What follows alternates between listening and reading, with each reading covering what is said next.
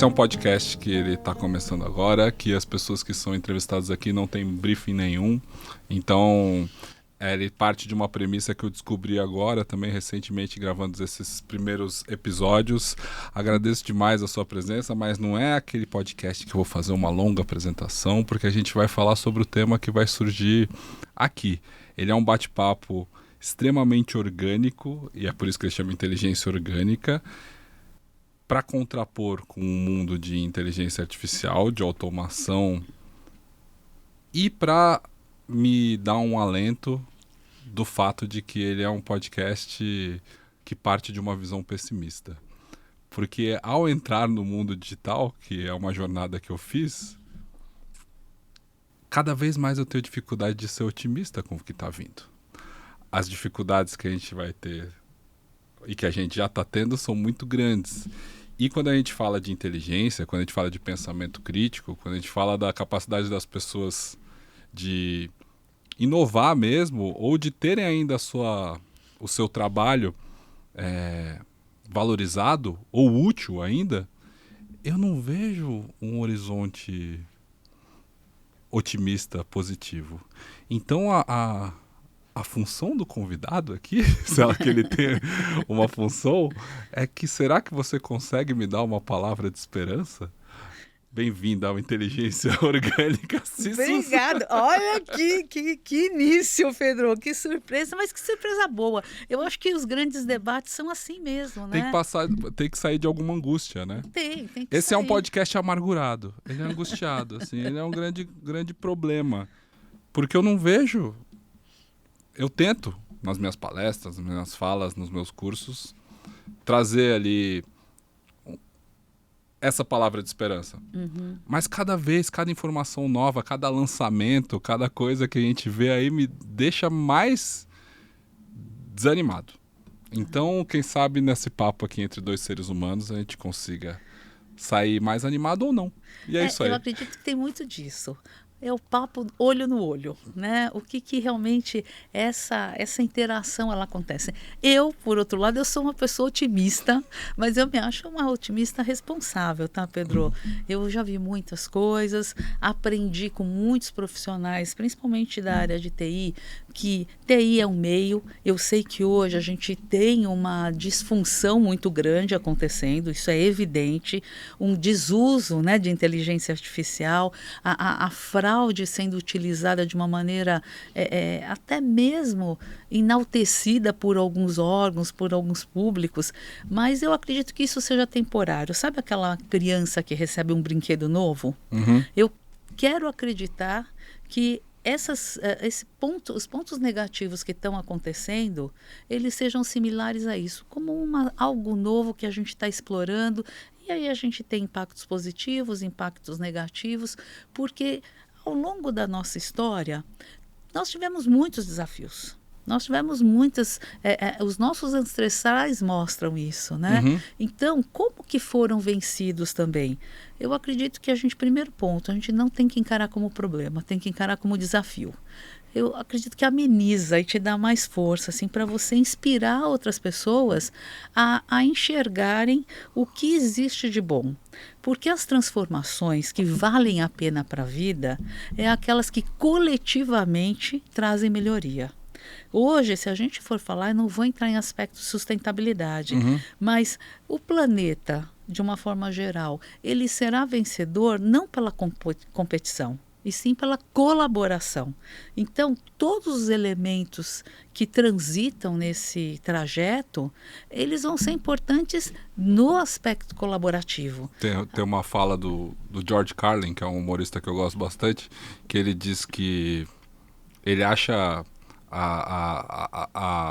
o discurso dos ecologistas, né? Isso ele falava lá no começo dos anos 90, extremamente egocêntrico, porque o planeta ele vai continuar. Ele estava muito bem bilhões antes de nós chegarmos e vai continuar depois que nós nos formos, né?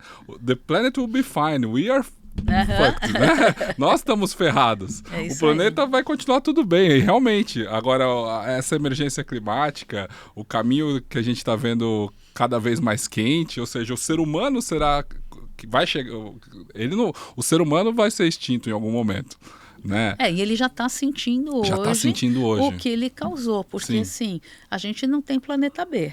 A gente pode até ter um planinho B, mas não tem planeta B. E dentro disso, uma das grandes preocupações é o mal que a gente já está se fazendo, né, Pedro?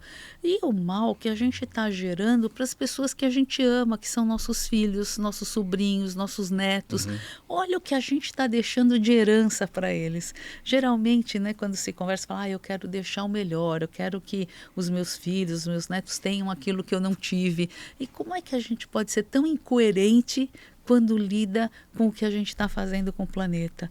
E são pequenas coisas, pequenos movimentos que fortalecem a possibilidade de, eu não diria de reverter num espaço médio de tempo. Não se trata disso, mas de uma consciência mesmo. E aí tem que ser consciência coletiva, Pedro. Assim como com o assunto que a gente estava abordando de inteligência artificial. Ali, todos esses aspectos, eles merecem ser vividos, pensados, questionados e desafiados mesmo. Tem alguns processos que a gente tem que desafiar. É lindo, é maravilhoso tudo que surge e tal, mas quais são os efeitos que isso causa? A gente está vivendo num mundo hoje onde a tábua de vida ela já esticou. Né? Então, 85 para mulheres, 80 para homem. Como é que fica, por exemplo, a saúde financeira dessas pessoas? Né? Porque vão se aposentar mais cedo, o mercado de trabalho não é acessível. Como é que eles vão viver? Né? Como é que nós vamos viver se nós não tivermos uma recompensa, uma possibilidade ainda produtiva e de reconhecimento? Tudo isso implica nessas mudanças que estão acontecendo agora e como nós vamos lidar com essas mudanças, que eu acredito que esse é o desafio que a gente tem. É um desafio individual, mas ele é, acima de tudo, um desafio coletivo. Para minha geração, eu tenho 41 anos, Glau, a história da aposentadoria, eu já vi, né, talvez os meus avós, com os meus pais também, que era uma mentira. A conta não fechou para eles.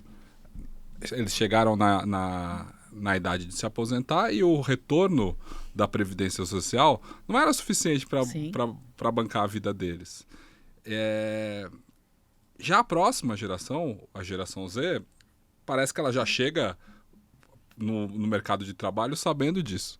Então as decisões que eles estão tomando já vão muito mais para um lado de empreender, de tentar se dá bem no mundo digital, principalmente no pós-pandemia. Isso gera um outro tipo de mercado, um outro tipo de mundo que talvez eu com 40 anos e essas gerações que vieram antes de mim não sabemos lidar com esse tipo de ser humano que está se formando agora. Sim. Você, a sua carreira, e agradeço demais por você estar aqui, ela foi toda pautada no mercado financeiro também, né? Sim. E na construção de empresas, de bancos com um grande recurso humano, que está muito ligada com a sua área, exatamente.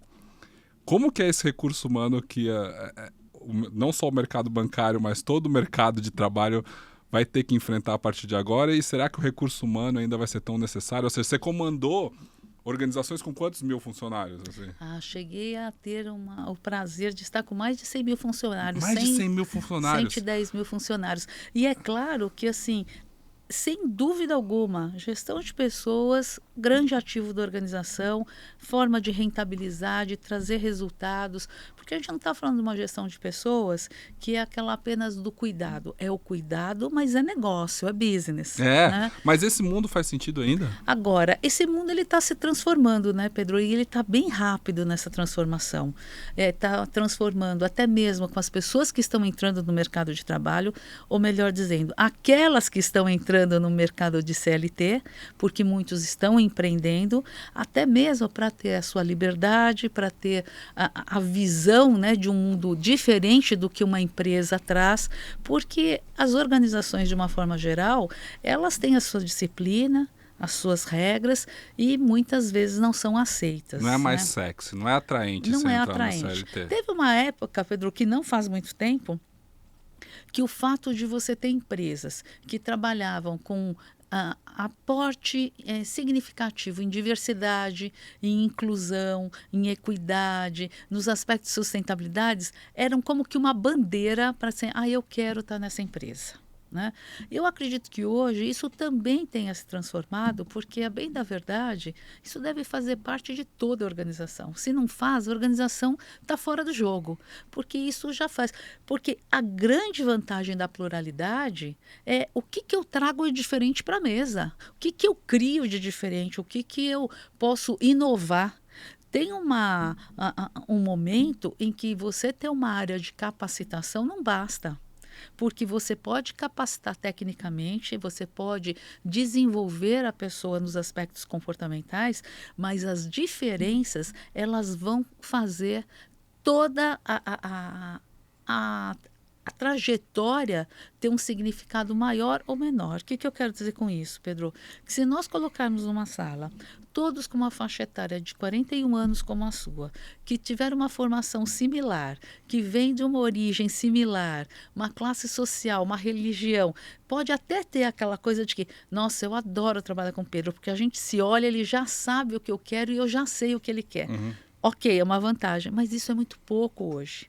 A gente tem que estar em mesas em que as pessoas trazem significados diferentes, sejam eles religiosos, de orientação sexual, de vivências, né, de origens, de regiões. Então, isso é que pode dar alicerce para as grandes mudanças que nós estamos vendo aí no nosso dia a dia. Agora, existem preocupações, porque se antes a Previdência não cobria, né, o básico, vamos dizer assim, hoje ela continua com esse papel, esse déficit. Né? E como é que vai Não, ser? já, Não? ou seja, Não, se você conhece algum jovem que pensa em se aposentar, estude-o, porque não.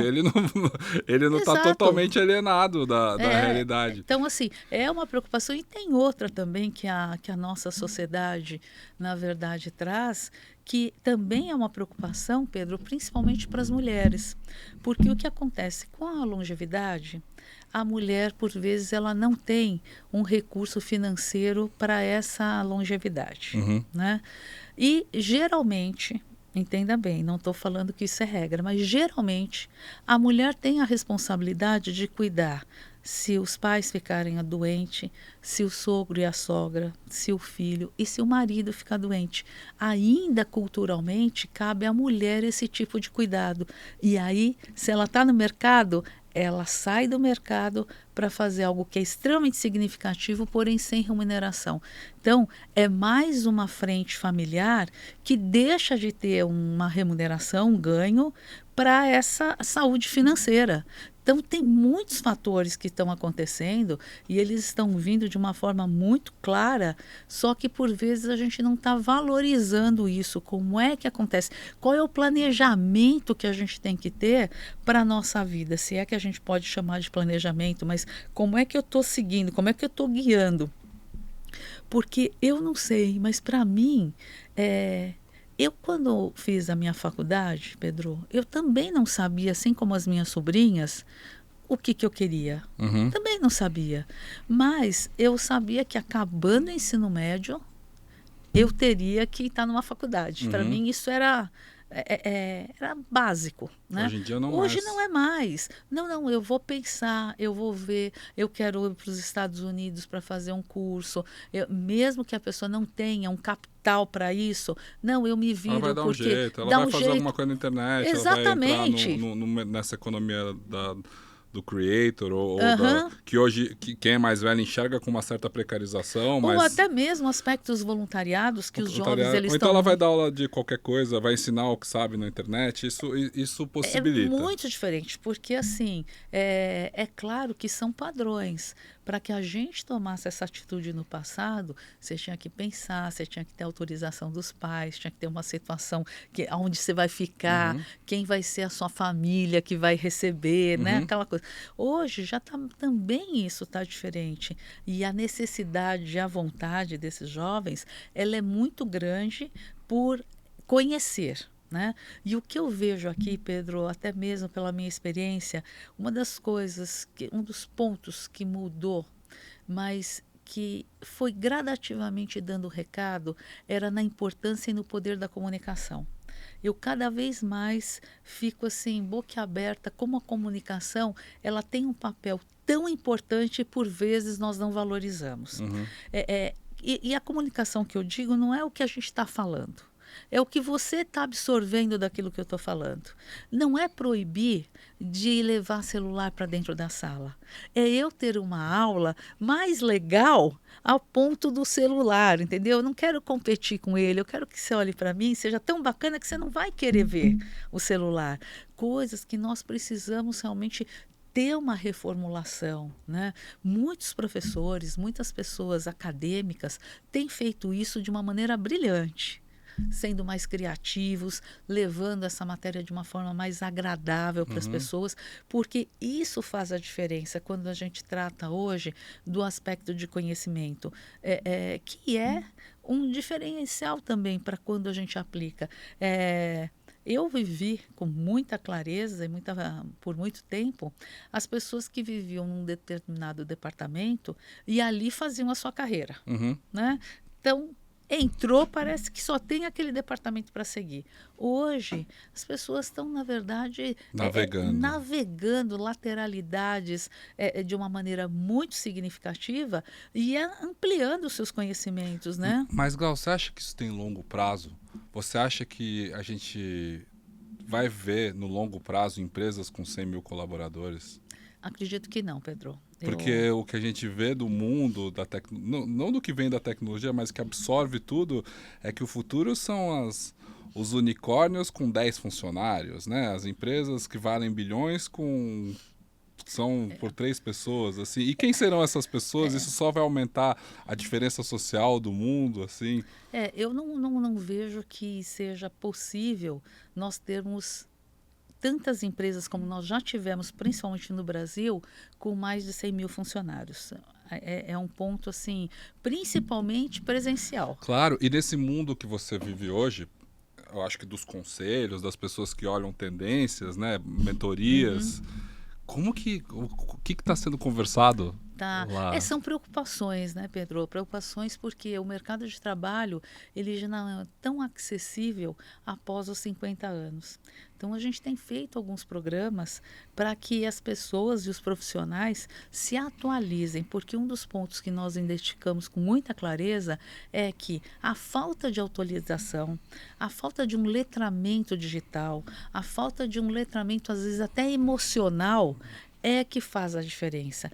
Quando eu falo em letramento emocional, Pedro, eu digo o seguinte, eu subi em árvore quando eu era pequena, a minha adolescência. Uhum. Na minha casa, eu já tenho a herança que eu deixei desse letramento, já ficou para trás, porque são pessoas, né, que vivem em apartamento, que não têm esse acesso. Então, não tem como o mundo digital transferir o que é você brincar na rua, o que é você subir numa árvore, o que é você brincar até tarde, entendeu? Depois ter que fazer lição. Não cabe mais isso. Agora, todos esses dados que podem parecer simples, eles formaram o nosso caráter, a nossa personalidade, mantiveram os padrões éticos, né, muito fortes. E eu sinto isso também como falta, que é esse lado, não é um lado de diversão apenas, mas é um lado de paixão pelas pessoas, pela vida, pelo diferente, porque é muito triste, eu acredito, hoje você passar, eu vi o diretor de marketing da Volks trazendo um relato que nós passamos, em média, brasileiro, 9h30 usando o celular. Olhando para uma tela. Uma tela. E aí você não quer dizer que a gente está no Google todo o tempo, não, jogando uma tela numa qualquer. tela, né? Se a gente pensar, vamos lá, a gente está dormindo 8 horas, como é que fica, né? Eu lembro que quando a questão do metaverso estava muito era o hype, né? Era o lançamento lá, e depois isso passou um pouco, mas não quer dizer que ele morreu, quer dizer que a tecnologia vai demorar para ele chegar naquele ponto em que eles imaginaram, mas vai chegar, e mais rápido às vezes do que a gente pensa. Então ele foi por baixo do pano em algum momento, mas quando estava no hype do metaverso, estava todo mundo querendo saber de metaverso, eu dizia, se a gente já passa 9 horas por dia olhando para uma tela, várias telas, seja o seu celular, seja o computador, ou seja, você passa o dia entre o seu celular, daí as pessoas sentam para trabalhar no computador, algumas delas, e outras ainda vão para casa e o lazer é o quê? Assistir uma tela, o Netflix. Então dá 9, dá 10, dá 12 horas. Será que você já não vive no metaverso? Porque a única coisa vai ser substituir essa tela por um óculos, né? Que vai substituir todas essas outras telas, mas que você vai continuar olhando. E que você já tem, né? E que você já tem, né? Exatamente. Ou seja, vai substituir todas essas outras telas por um tempo em que a tela está pregada no seu rosto, né? Para você não fugir mais delas. E essa é uma preocupação muito grande porque ela tem um caráter limitante, né, Pedro? E pensando principalmente no Brasil, a gente vê que a população mais vulnerável no aspecto acadêmico, né, de educação mesmo, ela precisa desse conhecimento que ainda é tradicional para buscar alguma oportunidade, para chegar a um ponto da vida e ter escolhas. Né? O Edu Lyra fala muito isso, que a pobreza, ela busca dignidade. Eu gosto muito dessa frase dele, porque ela é dura, né? As pessoas querem dignidade, não é que querem sair comprando, é dignidade. O que isso faz de diferente para a pessoa? E aí você vê que é a questão de ter uma oportunidade, de ter acesso.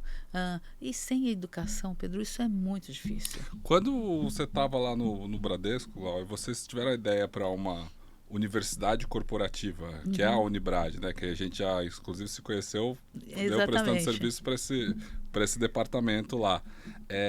Qual que era a ideia? Porque vocês entenderam, ou seja, o colaborador, o funcionário chega na empresa, mas ele continua precisando de treinamento, né? A ideia do lifelong learning, que é algo que eu defendo muito também. Mas essas pessoas chegam em diferentes níveis, assim como de conhecimento. Qual que é o papel da empresa na educação do funcionário? Agora, a preocupação da empresa com essa capacitação constante, Pedro, para mim deveria ser uma das primeiras preocupações e atenções da empresa. Porque se porventura você ter a saída desse profissional para o mercado, ele sai melhor e vai colaborar no aspecto social. Agora, em casa, quando foi alterado de treinamento e desenvolvimento para a universidade corporativa, é porque a estrutura de um treinamento, ela é principalmente voltada à capacitação técnica. Não desmerecendo, ela é importante. Mas, assim, além de saber fazer uma proposta de crédito, eu preciso antes saber vender o crédito. Eu preciso melhorar o comportamental para eu alcançar isso. Mas uma não vive sem outra. Elas se complementam. É claro que as conexões são muito importantes, mas a gente chegou a uma conclusão de que eu precisaria ter instrumentos para que você, funcionário, decidisse o que era melhor para você naquele momento. Então, quando você deixa de ter o treinamento e desenvolvimento, a nomenclatura, e passa para uma universidade corporativa, você abre possibilidade porque você dá trilhas para que as pessoas optem aquelas que elas querem seguir. Então, já começa assim, você vai escolher o que você quer fazer. Ou que faça sentido para você. Isso ressoa tanto com o mercado de educação no digital, porque uma das minhas frustrações e a diferença da nossa proposta, desde sempre, do trabalho com meu pai e com outros, é que a gente não tem uma promessa técnica que é o que mais vende no mundo digital da educação, do sentido de que, eu vou te ensinar essa fórmula aqui, você vai seguir esse passo a passo e você vai aplicar do jeito exato que eu faço e você vai ter o sucesso, que é algo que é eticamente super questionável de você oferecer, você vender com a promessa de sucesso, que tem N variáveis que as pessoas não conseguem fazer. Mas você vender a capacidade de pensar ou de questionar, capacitar as pessoas para isso e despertá-las para que isso também seja importante, eventualmente mais importante de uma capacitação técnica, é muito difícil no marketing. No marketing, porque eu brinco que o marketing digital, o produto é educação. As pessoas lá vendem educação, todo mundo vende curso online, né? É uma coisa da moda, muito do pós-pandemia. Mas ele é marketing. Ele é construído como para você tomar um impulso de passar o seu cartão e comprar aquele produto. O produto é educação, mas não é uma educação libertadora. Sim, porque o grande lance da educação é quando ela amplia o seu horizonte de liberdade. Esse é o ponto. Então, assim, se você quiser me ensinar matemática financeira, embora a minha área seja humanas, Pedro, eu vou apanhar um pouquinho, mas em 3 meses você me deixa. Agora, se eu sou uma pessoa tímida, Pedro, e você quer fazer com que eu seja extrovertida, eu vou precisar mais do que 3 meses. Esse é um ponto que todas as pessoas que lidam com educação têm que ter esse cuidado, o respeito ao ritmo, porque nós não somos iguais. Cada pessoa é diferente.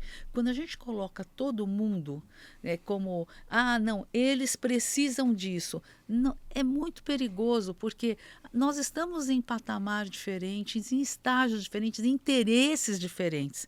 Então, essa graduação, ela pode, na verdade, ser um acelerador, quando ela pode desanimar, falar, nossa, isso aqui já vi e tal. Então, quando você lida com esses pontos de capacitação, personalizar faz uma diferença gigantesca. Pessoas que têm o mesmo interesse e, no fundo, como a quem estaria orquestrando isso é a própria organização, os resultados vão aparecer. Porque o lance, Pedro, assim, eu nunca gostei do verbo reter. Eu acho que ninguém retém ninguém. Eu posso até te segurar um pouquinho, dando um curso, falando eu te pago uma pós que você queria. Tal. A hora que acabar 1 ano e meio, o cara vai bater de novo. Se ele não tiver um estímulo ali. Ele tem... Só que, Glau, isso não gera problema pro dono do negócio? Olha, ou seja, não tem aquele pensamento de que eu não quero uma massa de colaboradores, questionadores.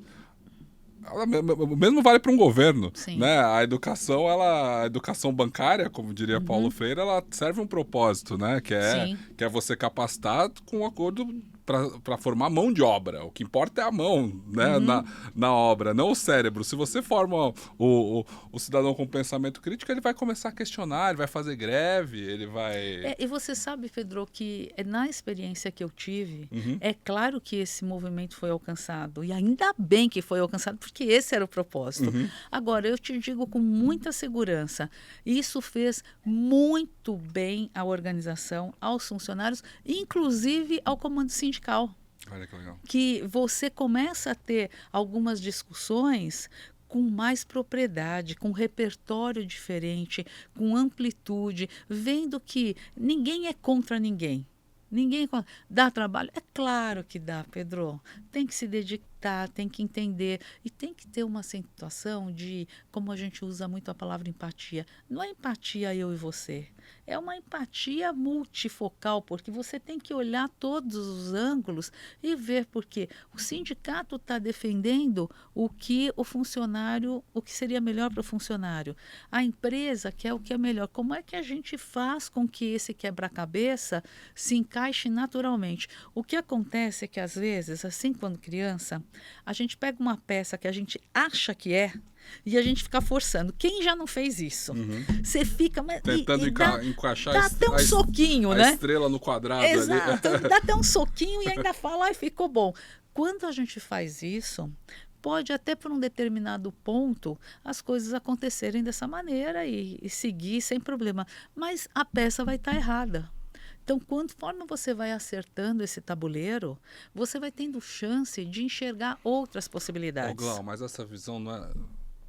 Como a gente vive uma onda de conservadorismo global, cada vez mais a sua visão parece mais arrojada e mais utópica dentro de um aspecto de esquerda. Assim. Dentro do ambiente de banco, que eu que sou de fora, nunca trabalhei em banco. Então... eu só posso imaginar que seja uma visão conservadora. Como que você conseguiu, nesses anos todos, aplicar isso e mostrar esse tipo de resultado, seguindo uma tendência que é global, Mas se a gente for entrar no mundo da internet, essa tendência global tem a ver com o globalismo, Sim, de pautar costumes, e essa seara aí é um perigo, mas ela existe. Ela existe e ela é regida pela cultura, né? Agora, Pedro, toda a cultura empresarial, ela é regida pelas pessoas. Por isso que ela não é uma foto, ela é um filme, ela vai se transformando mediante as pessoas entram. E uma das coisas que eu aprendi é que Sendo mulher, ainda tendo que participar dessas reuniões, exatamente. Mas assim, você aprende que a história é uma professora. Eu acredito que isso é muito importante. O que levou a empresa a chegar onde ela chegou ou fazer o que ela fez? A partir do momento que a gente começa a entender os porquês, você passa a não apenas criticar. Ai, mas que coisa chata, eles fazem isso. Vamos entender por quê. A hora que eu entendo, eu tenho mais argumentos para falar, olha, então era assim, mas mudou, teve essa transformação. E eu acredito que foi assim que eu agi em toda a minha carreira, trazendo, na verdade, o valor do passado para o presente e como que isso poderia ser alterado. E uma das formas que sempre me ajudou muito, Pedro, na dúvida, Pedro, vamos fazer um piloto? Vamos ver como é que funciona? Vamos prototipar? Né? Antes era piloto. O mundo da startup adora, né? Vamos, Exatamente. Então, assim, tudo teste, eu vamos diria. ver como funciona. E assim, em empresas grandes, é claro que qualquer piloto que você faça, você está fazendo com mais de 1.000 pessoas. Então, assim, você consegue ter um resultado muito significativo daquilo que você está propondo. E é claro, né, Pedro? Eu tive acertos, mas eu tive muitas falhas. E eu aproveitei essas falhas para falar assim, onde que foi? Vamos ajustar isso aqui para voltar. Eu, sinceramente, Pedro, me sinto muito feliz com essa minha trajetória. Eu tinha planejado parar aos 60 anos e assim eu fiz. Foi difícil, viu? Eu não vou te falar que foi algo embora com planejamento que fosse fácil, porque eu sempre amei muito aquilo e acreditei muito no que eu fazia, nas pessoas. Tive a oportunidade de ampliar esse conhecimento que eu estava falando para você em várias áreas, né? Desde sustentabilidade, o marketing, fui para a NPS, para a ouvidoria. Tudo isso vai te dando. Você saiu do Bradesco com que cargo? Eu saí como executiva do banco. Executiva do banco, é. Isso. Diretora executiva. Uhum. Cara, as coisas que você deve saber e que deve ainda estar sobre o edge do compliance, assim, sobre isso, porque o banco... Meio que todo mundo é cliente de banco, certo? Sim. Então, de algum banco dois ou três, assim. E o movimento de quem, talvez da minha geração para baixo, viu um banco tradicional como o Bradesco nos últimos 10, 15 anos ser engolido pelos bancos digitais, de certa forma. Não engolido, porque a representação do mercado ainda é muito grande, para quem acompanha esses movimentos, assim. Mas eu não... Hoje em dia, 2024, dentro da minha bolha, a possibilidade de entrar numa agência, a possibilidade de ter um relacionamento com o banco, como é a visão que hoje a gente tem do Bradesco, ela não existe mais, né? Ela não passa por uma... Hoje... Essa mudança dos últimos... Ou seja, realmente, quando você falou que foi difícil sair... Imagino que foi porque também era um momento difícil para o banco. Não, e porque tem muitas coisas acontecendo, né? O andamento, ele nunca é planejado ao ponto de você ter certeza que nesse mês você termina isso, porque outras coisas vão acontecendo. Você veja a pandemia, Pedro. Para todas as instituições financeiras, existe uma aceleração de no mínimo 5 anos. Para que os produtos fossem transformados, para que a gente, por meio dos nossos celulares, a gente tivesse acesso e que tivesse um acesso com segurança, porque banco é credibilidade e confiança. Sim. Você pode ter conta em vários bancos, que é o que geralmente, né, ninguém tem conta num banco só, mas a possibilidade de você queimar a credibilidade e a confiança do seu cliente, ela é muito cruel, porque é uma propaganda que ela se espalha. Hoje as agências, elas não têm mais funcionamento como antes. Eu vou te dizer, na década de 1980, existia uma das agências que eu conheci que tinham 100 guichês. Você sabe o que são 100 guichês? Nossa São Senhora. 100 caixas Chas- atuando Com gente. direito, com gente. Fila. Então, assim, hoje, se você falar isso para uma pessoa mais jovem, ela vai falar assim, o que que é guichê? O que que é esse caixa? Mas para quê? O que que ele fazia? Então, é uma adaptação e é uma mudança, uma fase da história muito clara e que por muito tempo a gente fez isso. E o que garantia era o atendimento do gerente. Tanto é que o seu gerente mudava, você fala, para onde vai que eu também vou? Ele tinha carteira de cliente e ele carregava.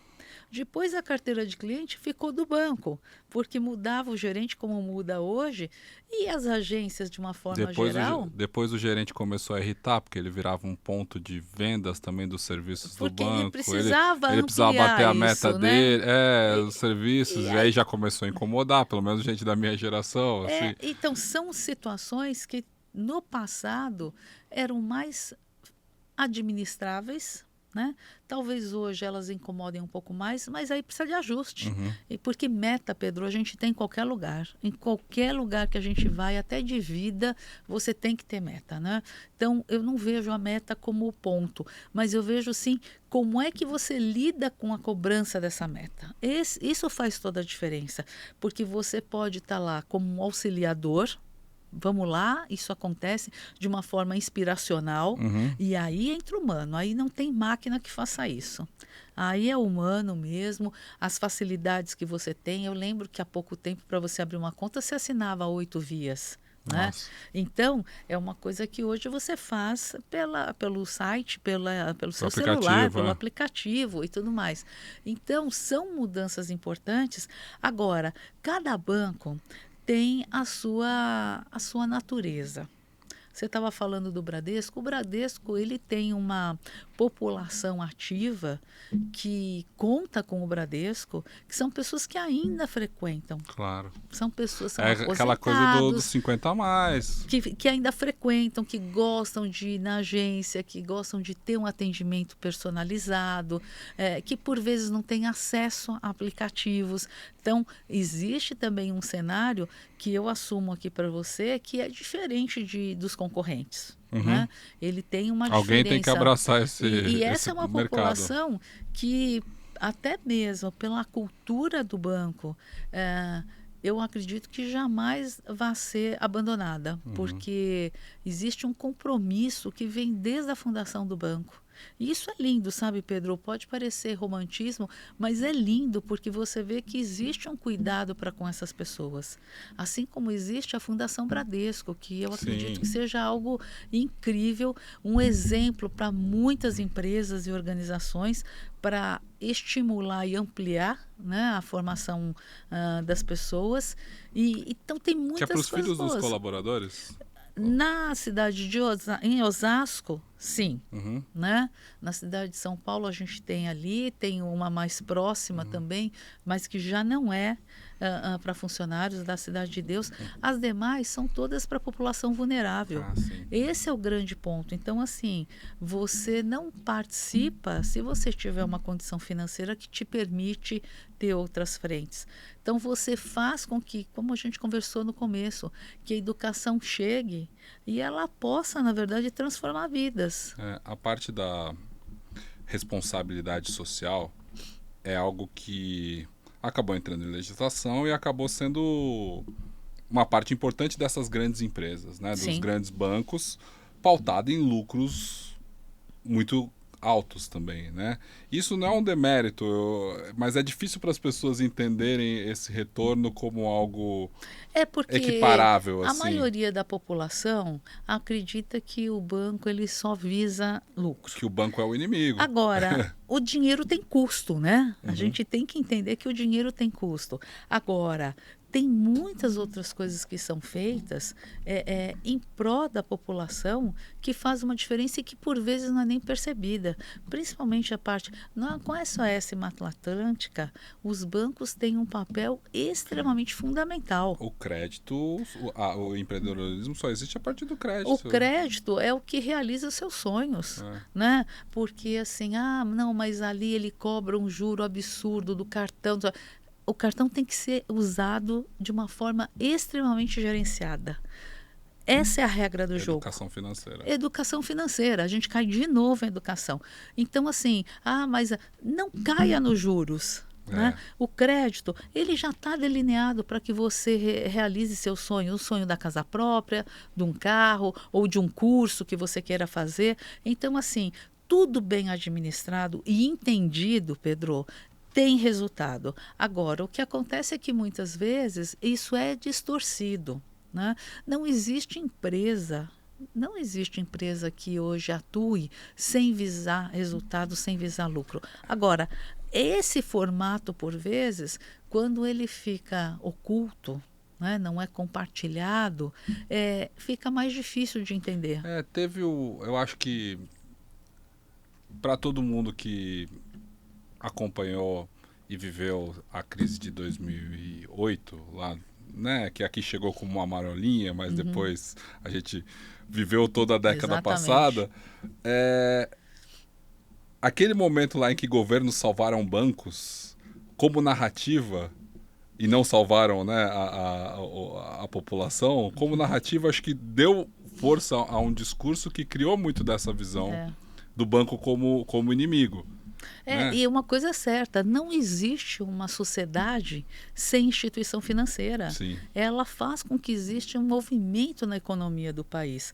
Agora, são frentes que quanto mais forem comentadas, esclarecidas, fica mais tranquilo para a pessoa. Pedro, eu volto a dizer, a comunicação ela tem um papel fundamental. As pessoas precisam entender por que os movimentos acontecem dessa forma, né? A nossa tendência natural é sempre criticar.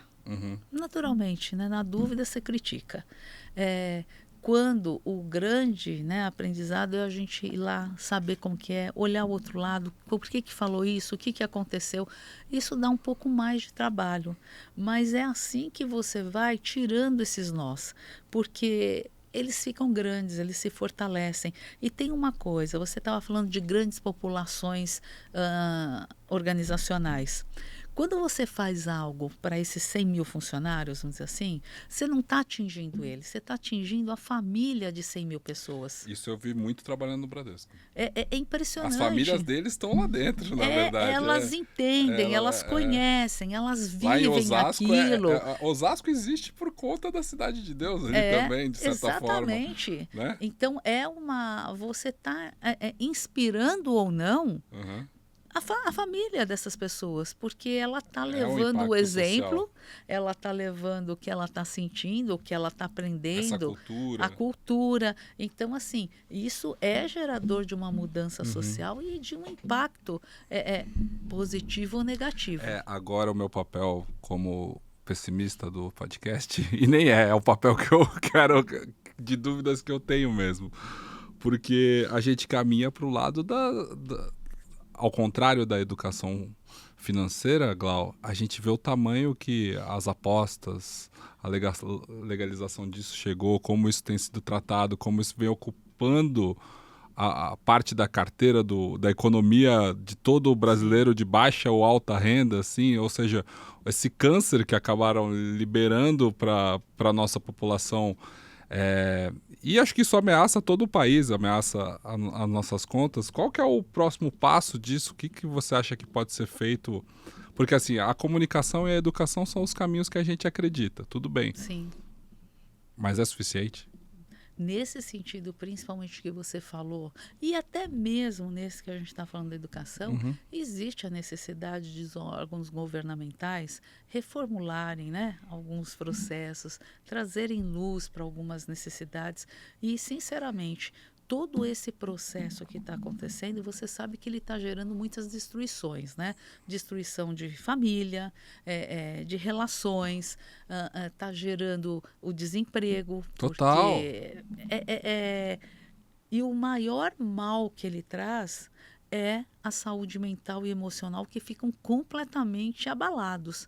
E algumas recomposições que levam à depressão, que levam ao burnout, porque você se vê numa situação de vício, sem ter de onde tirar, né? Fazendo empréstimo. Fazendo empréstimo. Entrando justamente no juro que você falou que não é para entrar. Entrando de cara, né? Porque você já entra devendo, às vezes lesando a própria família. Uhum. Então, assim, esse é um ponto, eu diria para você que hoje eu acredito que seja uma das grandes e uma das maiores preocupações sociais que nós temos, porque isso desvirtua um país, principalmente, que não tem familiaridade com o jogo, que não tem familiaridade com o vício.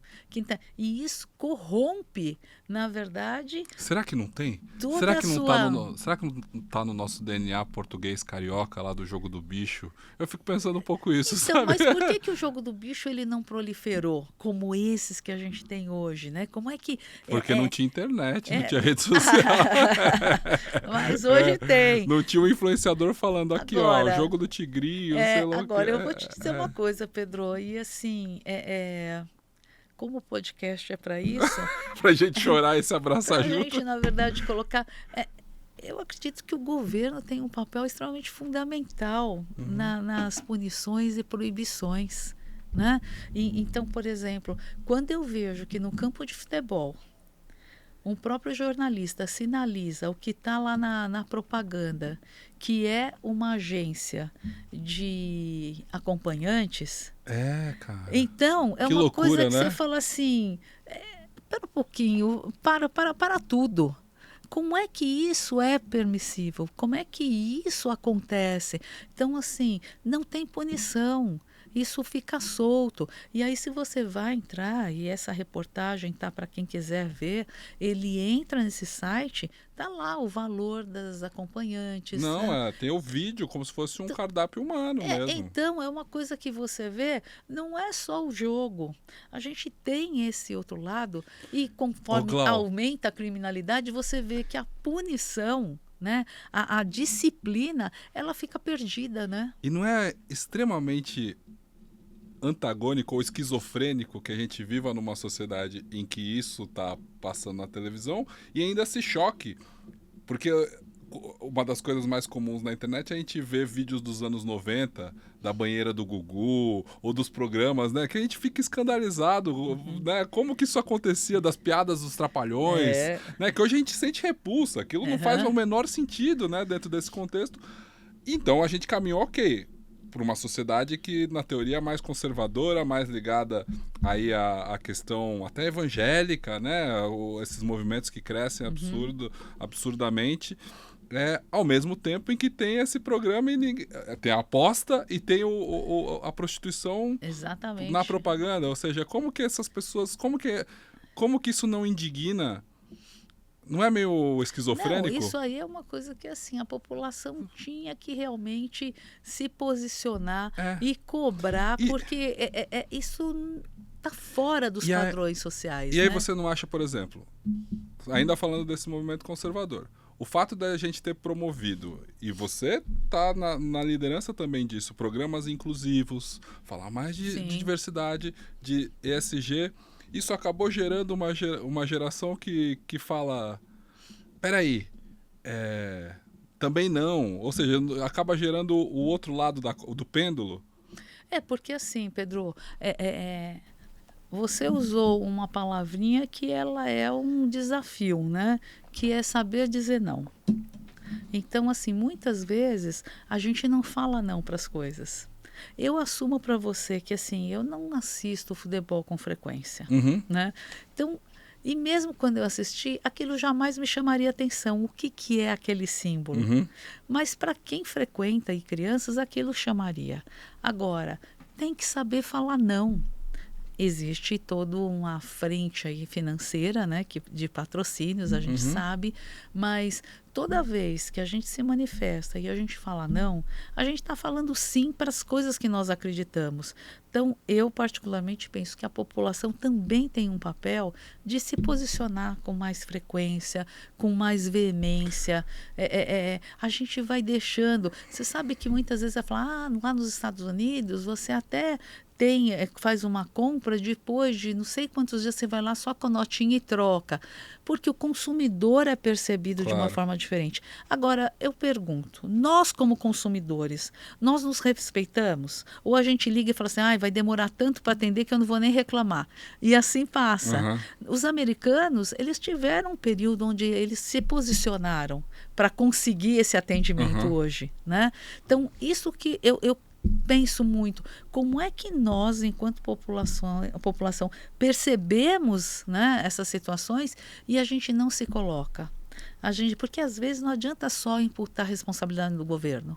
Claro, mas você acha que a gente vai viver, ou seja, a partir dessas conquistas que a gente teve de entender o que é uma sociedade mais justa, de construir empresas mais justas, entender que isso é norma, igual você falou, isso nem é mais um diferencial, ou seja, um programa que deva ser falado ali de educação das pessoas, que a gente vai viver esse momento de retração de volta? Olha, eu acredito que retração não. De correntes conservadoras ou eu acredito que reacionárias, até pior. Eu acredito que as empresas hoje que deixaram de colocar luz nisso é porque o movimento já aconteceu. Foram falar da Microsoft. A Microsoft tem um processo de diversidade e inclusão visível. Basta você entrar. Né? Você tem, atendendo a presidência, que é a Tânia Consentino, você tem um quadro onde a maioria são mulheres. Olha só. Então, assim, a gente tem que tomar cuidado. Eu li hoje que o Walmart ia deixar os programas de diversidade de lado, assim, lá nos Estados Unidos. O fato de você deixar de lado é porque eles não precisam mais ter essa atenção, eles entram numa linha natural. É mais ou menos a questão das cotas nas universidades, Exatamente. Que foram importantes durante um período, uma vez que se cria uma geração... Ô Pedro, a gente viu o quanto a Luísa Trajano falou sobre cotas em conselhos, cotas na executiva e tudo mais. Hoje você não escuta mais ela falando com tanta veemência, porque o recado foi dado, as empresas viram, Davos falou sobre isso, a ONU fala sobre isso. Então, assim, tá claro. Mas então abandonaram. Não, é porque tem coisas, tem processos que já entraram numa listeira que você não precisa ficar falando. Que são temporários. Sim. Agora, é claro que tem empresas ainda que têm o inicial para fazer, mas hoje, as grandes empresas, é raro não ter grupos afirmativos. O problema é que dentro de uma cultura da superficialidade que a gente vê, a corrente da polarização, que eu vejo muito, vai pegar essa manchete e vai dizer, ó lá, tá voltando atrás porque não funcionou. Exato. E aí cada um interpreta também da forma que quer, né? Então, se eles falaram é porque então não... Só que não é isso. Se você pegar nessas empresas que estão saindo, vai lá para conhecer, vai lá para ver qual que é a realidade. Eu te dei um exemplo aqui, claro. Assim como tem outros exemplos que eu tenho convivido hoje de outras empresas, o Fleury é um exemplo. O Fleury não levanta a bandeira, mas ele tem processos de diversidade, de inclusão, de equidade implícito no dia a dia deles. Ou seja, já não virou algo que precisa ser dito. Não é algo que precisa ser aplaudido. Não quer dizer que deu errado, pelo contrário, quer dizer que já existe. Assim, e eu estou te dando alguns exemplos que basta a pessoa entrar na internet, se interessar, conversar com alguém que vai ver. Porque assim, Pedro, mais uma vez eu digo, as empresas que não perceberem que os aspectos de pluralidade, eles aceleram os negócios, elas estão perdendo tempo.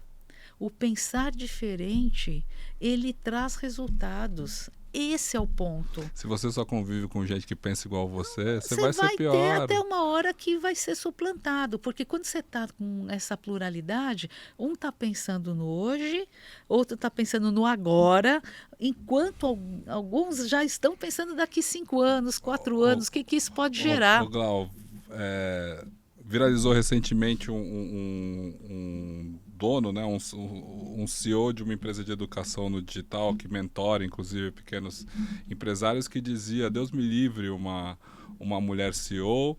E aí teve o processo de cancelamento e eu fiquei pensando nesse momento, porque as comunicações que ele faz, ou que grupos como o dele fazem, eles têm um objetivo ali que é talvez um cancelamento estratégico, ou seja, se para a grande mídia ele estava perdendo o cargo, ali, para o externo ele estava perdendo o cargo, ele estava sendo massacrado pelas organizações que se preocupam com isso, talvez no inbox dele, lá na caixa de mensagens pessoais, no celular dele, ele estava recebendo um monte de apoio, porque eventualmente o cliente dele lá, que eu brinco que é o cara que tem 4 postos de gasolina lá em Bauru, ele pensa exatamente assim, Sim. né? O lado interior, e não ser necessariamente do interior, da Faria Lima, de vários lugares aqui de São Paulo. Essa corrente, como que a gente prova que eles estão errados? Assim? Eu particularmente, Pedro, eu acredito que é uma falta de inteligência e de caráter uma pessoa agredir a outra, né, como ele fez, para conquistar palco. Primeiro que eu acho isso assim de uma pobreza intelectual incrível. Pode até ter sido uma jogada de marketing, como muitos sabiam, né? Como muitos sabiam, não, perdão, como muitos ainda acreditam. Quando ele vira e fala, eu não contrato ninguém de esquerda, na verdade, assim, pode ser verdade ou não, mas quando ele está falando diretamente no tipo de empresário que ele quer como cliente, né? E são coisas completamente desnecessárias para um discurso, né? Então você vê, isso para mim é realmente uma pobreza intelectual, sem dúvida alguma, porque você tem muitas outras alternativas. A hora que a gente aprender a falar coisas boas para atrair as pessoas, a gente vai ter multidões. Quando a gente faz isso, olha tudo que ele gerou. Olha que mal-estar que ele gerou para as mulheres. E uma inverdade, Pedro, porque olha quantas CEOs mulheres estão fazendo a diferença. Claro, e se level total, né? E de outros cargos, exatamente. E não são cotistas, não estão cobrindo papel lá com café com leite, não. Então, assim, isso é um desserviço social. Isso é uma falta de educação, é um repertório muito pobre. Agora, ele visualizou ampliar os cursos e deve estar conseguindo, né? Porque é o que você falou, existem pessoas que se identificam com isso. Né? Sim. Eu tive recentemente numa reunião e aí de conselho e uma pessoa falou assim, não, mas vai deixar as finanças com uma mulher? Então assim, são situações que qual é a prova que você tem que uma mulher não tenha competência para conduzir aspectos financeiros, né? Muito pelo contrário, é uma das habilidades femininas. Então, tem coisas que a gente tem que falar na hora. O pior é que se esse cara entendesse um pouco de história e provavelmente da orientação política dele, ele seria um cara que amaria a Margaret Thatcher. Exatamente. Olha só, né? E a forma. Então, eu acredito que a gente passe hoje por alguns processos que eles, assim, as pessoas querem falar o que pensam, mas eu não sei se elas pensam realmente. Porque assim, Pedro, eu não posso acreditar que uma pessoa que é pai de mulher, de filhas, possa querer que alguém no futuro fale isso para as próprias filhas. Eu não consigo entender isso. Então, nessa situação que nós vivemos hoje, não existe uma necessidade das mulheres fazerem... a gente está junto, Pedro. Eu não estou contra você e nem você está contra mim. Vamos ver o que eu tenho, o que você tem, como é que a gente faz aqui esse balanço. Puxa, olha, vai dar uma duplinha boa, hein? Olha que coisa simples. Agora, a gente tem que se permitir para isso. Tem que furar as bolhas, Tem né? que furar, a gente tem que se permitir, a gente tem que desaprender algumas coisas do passado, a gente tem que jogar fora alguns hábitos. Agora a gente está tendo de novo várias possibilidades de revisitar filmes importantes, né? E um deles falava muito sobre isso, que é para você crescer, você tem que deixar velhos hábitos. Hoje não adianta você pegar a areia do chão para ver se alguém passou pelo cheiro. Não tem mais areia quase. Como é que a gente muda, né, isso? É a frase de um futurista que eu gosto, que é o Alvin Toffler, que ele diz que o analfabeto do século XXI não é aquele que não sabe ler e escrever, é aquele que não sabe aprender, desaprender e reaprender. É isso aí. E talvez a parte de desaprender seja mais importante, né? Eu sei que é o maior desafio, mas ela é importante. Ela é importante porque você está fazendo isso para você e para os outros. E quando eu falo outros, não são pessoas desconhecidas apenas. É para aqueles que você cerca, aqueles que a gente diz que ama, que a gente faz tudo por eles, né?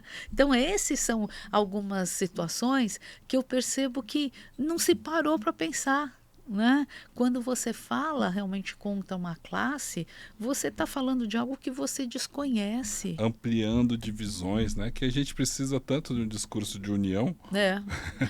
Porque... E é bom que você esteja aqui, porque a sua carreira provou isso na organização.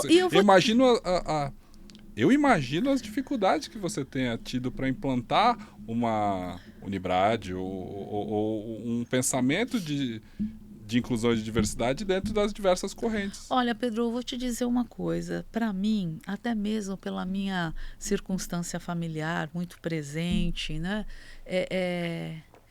Eu sempre tive claro que eu merecia estar onde eu estava. Então, eu já ia com essa premissa interna. Porque eu agora, autoestima. Claro que eu tive várias situações, né, de me colocar, não ser ouvida, tal, mas eu nunca deixei que isso... Não, mas eu digo ainda mais com ideias subversivas. Exatamente. Nunca deixei que isso ficasse grande. O que realmente eu sempre acreditei foi ter aliados para discutir essas ideias antes de levar para o grande público. Fazer com que todas as frentes fossem analisadas e contar como se fosse um storytelling. Eu vou te oferecer esse copo d'água, mas veja bem, essa água, eu fazia esse storytelling. Não, aquela questão que você colocou de contexto é sensacional. Porque você precisa ter isso, você precisa levar... É o grande argumento de convencimento quando você tem que convencer alguém que não concorda com você. E assim, na verdade, às vezes, Pedro... Isso é uma baita dica de gestão. Eu nem preciso, às vezes, que você concorde comigo, mas que você fala assim, bom, então vai. Ah, tá. Entendeu? Então vai. Você pode nem concordar, mas se você me der o espaço, eu vou. E eu acredito que eu tive aí uma habilidade para preencher esses espaços, para ocupar esses espaços. Eu sempre tive um time maravilhoso comigo que acompanhava e que compartilhava, colaborava, se envolvia, né, nos processos, porque acreditava, porque você tem que fazer algo não porque é uma ideia sua. Sabe, eu não fiz porque era bacana para mim, eu fiz que era bacana para a empresa, para tirar e acelerar algumas coisas. E isso vale em qualquer lugar. Hoje eu estou em 2 institutos de uma menor alcance de quadros de funcionários, mas a minha ação e as minhas atitudes são as mesmas. Como que eu levo, como é que a gente faz, como é que a gente conecta, como é que a gente traz essa diferença, como é que a gente traz arte, como é que a gente traz música, como é que a gente traz cultura para a vida das pessoas. A gente teve recentemente com o Instituto Bacarelli, que traz também uma outra frente de conhecimento para a gente, maravilhosa. E a arte, Pedro, ela faz parte da cultura do nosso povo. A gente tem que, na verdade, divulgar, a gente tem que falar, tem que trazer música. Então, todos esses aspectos, eles engrandecem. E eles estão aqui. É que às vezes a gente não valoriza como deveria. Né? E você estava falando de grandes, né, nomes, mas você sabe que a Mafalda, que fez aí seus 60 anos, ela tem uma frase, dentre das muitas provocações, que ela diz que ela tem que se lembrar que justo a mim coube ser eu. Então é isso. Cadê o nosso papel? Eu tô fazendo o meu papel, qual que ele é esse meu papel? Uma das coisas mais tristes, Pedro, que eu presenciava numa entrevista de saída, é quando a pessoa falava assim, puxa vida, dediquei X anos, só que não era isso que eu queria fazer. Isso é muito triste, porque às vezes você não tem tempo hábil para fazer, se era um veterinário, um curso de medicina ou não sei o quê. Claro, Então, assim, nós temos que parar, pensar, porque boletos para pagar, Pedro, todo mundo tem. todo mundo tem. Agora, como é que a gente vai realmente conduzir essa nossa trajetória para que a gente se sinta bem, para que eu me sinta no final da vida falando assim, puxa, que bom que deu tudo certo, com muitos percalços, mas no final o resultado é positivo, o que, que eu fiz, né, de bom, o que, que eu deixei, porque a gente fala, deixou de legado, deixou isso, aquilo. Legado não é o que a gente deixa de material, legado é o que a gente deixa no coração das pessoas, o como elas lembram da gente. Total. E isso são valores que não tem IA que venha substituir, bicho, não tem. Então, eu vou muito nessa linha, vou continuar acreditando nela, porque ela é um diferencial competitivo. Clau, muito obrigado. Que as pessoas lembrem desse papo dessa forma, Que né? gostoso. A premissa ela é pessimista, mas o final ele é otimista. É isso mesmo. Valeu. Valeu, Obrigado, Pedro. viu? Prazer Valeu. enorme.